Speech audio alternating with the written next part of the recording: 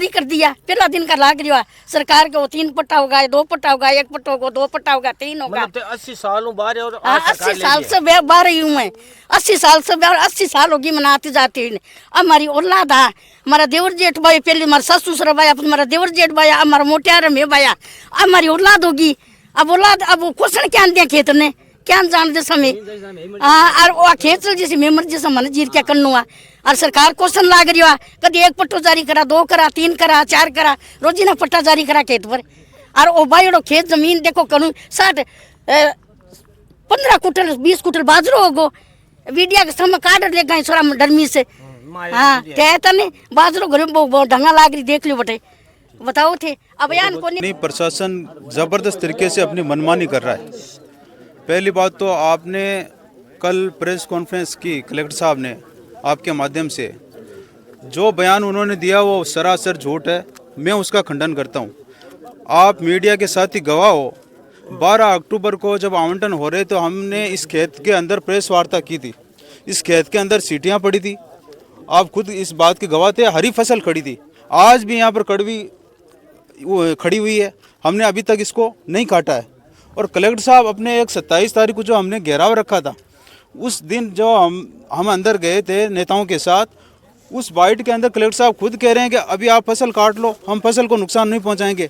दूसरी तरफ कलेक्टर साहब ये कह रहे हैं कि जिन 30 बीघा ज़मीनों पर हमने आवंटन किया है उस पर कोई काबिज नहीं है। मैं कैमरामैन से कहना चाहता हूँ कि एक बार नज़र दौड़ाकर चारों ओर घुमाकर दिखाओ कि क्या यहाँ हम काबिज नहीं है। चारों ओर यहाँ मेड़बंदी है और पट्टियाँ गाड़ी हुई, तारबंदी की हुई है, आगे छप्पर खड़ा हुआ है। और यह कड़वी इस बात की गवाही दे रही है कि जब से हमारे पूर्वज कुछ यहाँ से छोड़कर पाकिस्तान गए तब से हम उन्हीं के रिश्तेदार हैं और उन्हीं के पूर्वज जो हैं वो हमारे भाई बंधु ही थे। तब से लेकर अब तक हम उस पर काबिज हैं और आज तक हम काश्तकारी कर रहे हैं और सरासर झूठ बोल रहे हैं कलेक्टर साहब के वहाँ पर कोई काबिज नहीं है, उस ज़मीन का हमने आवंटन किया है। कलेक्टर साहब को मैं कहना चाहता हूँ कि आप अपने ही बयान से मुकर रहे हो। आप खुद ने खड़ी फसल पर सर्किट हाउस की ज़मीन पर पूरा प्रशासन जाकर वहाँ पर मौका देख के आया था और जो जो आवंटन आपने किए हैं आपका जिला प्रशासन वहाँ जाके पहले मौका देखा है, उसके बाद में ज़मीन चिन्हित की है, उसके बाद में आवंटन किया है। दूसरी बात आप कह रहे हो कि उन ज़मीनों पर कोई काबिज नहीं है।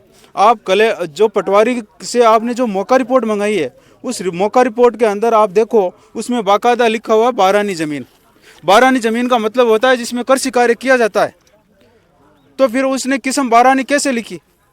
आपके खुद के प्रस्ताव में वो चिन्हित है कि 12आनी ज़मीन है और आप उसको कभी बंजर बता रहे हो, कभी पड़तल बता रहे हो। आपको सोचना चाहिए, किसान हित की बात आप करते नहीं हो, किसानों के साथ आप कुठाराघात कर रहे हो। आप कह रहे हो कि 27 तारीख को हमने 27 तारीख के घेराव के बाद में हमने एक भी पट्टा जारी नहीं किया।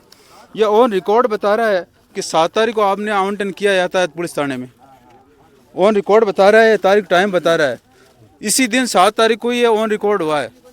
और इसी खेत में पहले इसमें पुलिस अन्वेषण ब्यूरो का आवंटन किया, उसके बाद में गृह रक्षा का किया, उसके बाद में 152 और 157 को मिलाकर 10 बीघा भूमि का यातायात में उन्होंने कर दिया कलेक्टर। और आप लोकतंत्र का चौथा स्तंभ हो मीडिया, आपसे भी मैं विनती करता हूं कि हमारे साथ जो अन्याय हो रहा है उसका पुरजोर तरीके से आवाज़ उठाइए और सरकार जो हमारे साथ ये अन्याय कर रही है इस अन्याय की आवाज़ राजस्थान से लेकर दिल्ली सरकार तक भी पहुंचाने की आप सबकी जिम्मेदारी बनती है।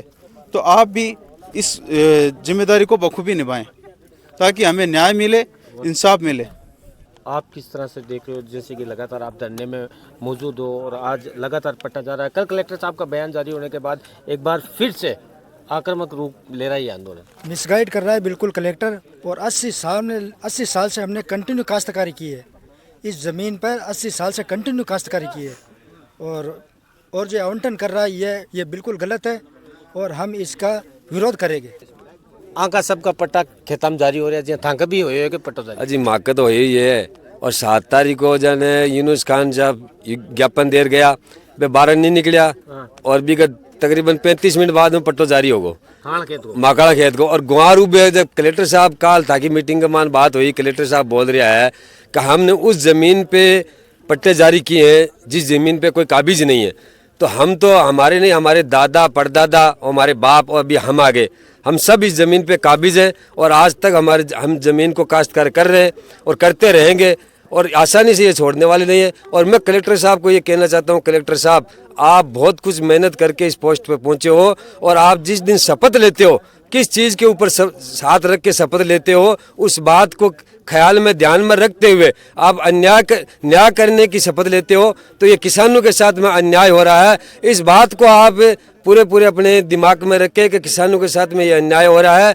ये जो जितने भी किसान हैं, इन बच्चों की आपको दुआएं लग जाएगी और आपको आने वाली नस्लें आपको याद रखेगी। इन किसानों के हक में अच्छा फैसला करके जाइए, इसलिए आपको बहुत बहुत ये किसान याद रखेंगे और आपकी बात हमेशा याद रहेगी।